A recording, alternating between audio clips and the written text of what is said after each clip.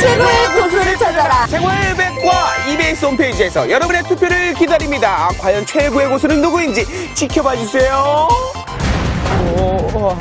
몸도 길도 꽁꽁 얼어붙은 계절 겨울. 조심한다지만 곳곳에 도사리고 있는 각종 겨울철 응급 상황 앞에서는 그야말로 속수무책. 잠깐 방심하는 순간 겨울철 응급 사고의 피해자가 될 수 있다. 조심. 파녀도 위험률이 높은 계절. 이럴 땐 도대체 어떻게 다니란 말이에요? 한순간의 실수로 닥친 응급 상황을 제대로 조치하지 못할 경우 평생 지울 수 없는 상처가 남을 수 있다는 사실. 그래서 준비했습니다. 겨울철 각종 응급 상황 대처법 지금 바로 시작합니다. 겨울철 안전만을 고집하는 우리 고수님 어디 계시려나? 고수님! 절 찾아오셨어요? 15년 경력의 응급구조사, 생명의 손을 가진 이원태 고수를 소개합니다. 고수님, 요즘 같은 겨울철에는 웅크리고 있기 때문에 몸도 마음도 굉장히 뻣뻣해져 있거든요. 네. 그래서 이제 발생하는 응급 상황들이 많아요. 예. 겨울에는 날씨가 떨어짐으로 일어나는 추위 손상이 대부분이 되겠습니다. 추위 손상이요? 이 추위 손상이라는 게 뭔가요? 예. 날씨가 추워지면 혈관이 축소되면서 혈관성 질환인 심장 질환, 그 다음에 뇌질환, 그리고 저체온증과 동상, 그리고 낙상 사고가 되겠습니다. 매년 겨울만 되면 20배씩 증가하는 빙판길 낙상 사고, 넘어지면 심각한 부상으로 이어질 수 있는데요. 남녀노소 누구에게나 닥칠 수 있는 겨울철 응급 사고 낙상, 어떻게 대처해야 할까요? 조심하셔야죠. 큰일 날 뻔했어요. 자, 장훈 씨 평상시 어떻게 걸어요?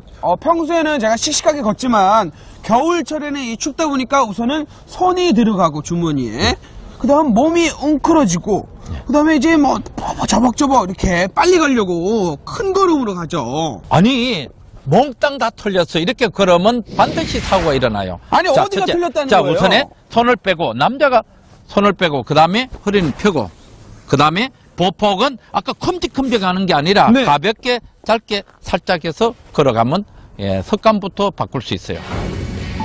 잘못된 자세로 빙판길을 걷다 보면 방어를 하지 못해 크게 다칠 수 있다는데요. 주머니에서 손은 빼고 허리는 곱게 편 후 보폭은 작고 일정하게 하는 것이 중요합니다. 걷기 자세만 바꿔도 겨울철 낙상 쉽게 예방할 수 있겠죠? 자세만큼 중요한 것이 바로 걷는 방법. 뒤꿈치로 걷다 보면 큰 사고로 이어질 수 있는데요. 이럴 때는 발의 앞부분을 지지대로 삼고 전면이 땅에 닿게 걸어야 미끄러짐을 예방할 수 있답니다. 이제 빙판길 위에서의 안전, 걷는 방법으로 지키세요. 교수님, 이렇게 걷는 습관만 바꿔도 안전하게 겨울철 잘 걸을 수 있을 것 같아요. 근데 만약에 넘어지면 어떡할 거예요? 평소에 이렇게 걷다가 미끄러져서 넘어진다고 하면 이렇게 손이 닿거나 아니면 좀 이제 버티려고 하다가 이렇게 엉덩이로 넘어지거나 하거든요. 이렇게 넘어지니까 손을 짚으면 골절이 있고, 그 다음에 넘어지면 골반이 손상을 입는 방법이잖아요. 그렇게 이런 식으로 넘어지는 게 아니라 우리가 넘어질 때도 방법을 알면 겨울철에 낙상에 대해서 사고를 예방할 수 있다는 겁니다. 가다가 넘어질 때는 넘어지면 이렇게 하고 그 다음에 이런 식으로 낙법의 자세죠. 신체 중 면적이 넓은 부분이 먼저 닿을 수 있게 넘어집니다. 그 다음 팔로 땅을 지탱해 머리를 바닥에 찢지 않도록 하세요. 넘어지지 않으려고 허둥대다 손으로 바닥을 짚으면 손목을 다칠 수 있으니 주의해야 합니다. 그리고 넘어질 때는 과감하게 올바른 자세로 넘어진다면 큰 피해를 막을 수 있겠죠? 고수님, 안전하게 걷는다고 해도, 안전하게 넘어진다고 해도 다치는 경우가 생기거든요. 이렇게 운이 없을 때는 어떻게 응급처치를 해야 될까요? 이렇게 안전하게 걸어도 넘어져서 다치면 현장에서 우리가 즉각적으로 응급처치할 수 있는 방법이 있습니다. 신문지나 간단하게 넥타이를 이용해서 현장 처치를 해보도록 하겠습니다. 신문지와 넥타이 같은 생활 소품으로도 현장 처치를 할 수 있는데요.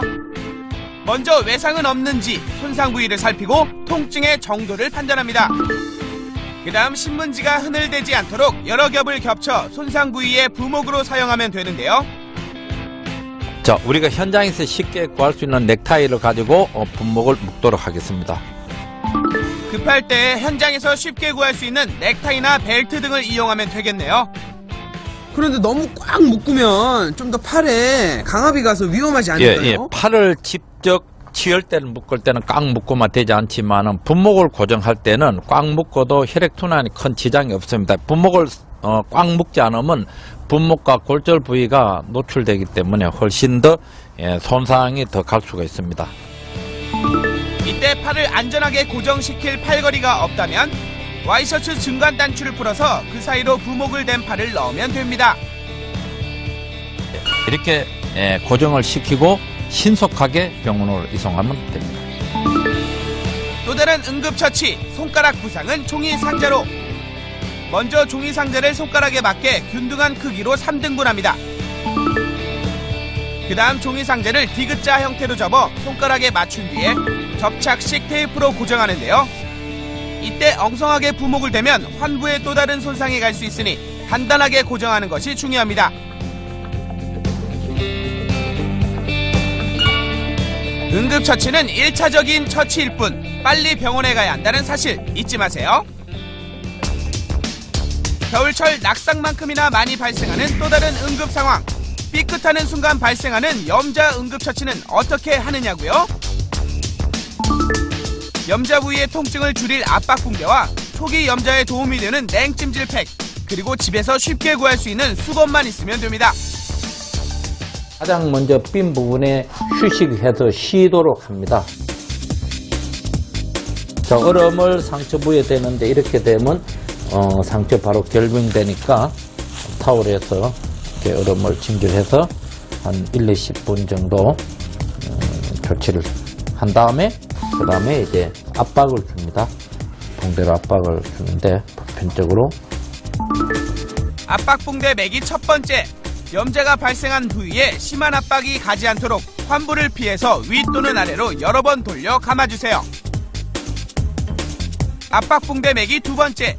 1차로 환부를 피해서 맸다면 이번에는 염자 부위에 팔자로 붕대를 충분히 감아줍니다. 마지막으로 붕대 감기에 끝맺음을 할 때는 염자 부위를 피해서 고정하세요.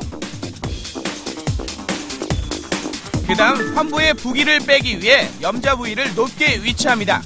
가벼운 염자 응급처치 간단하죠?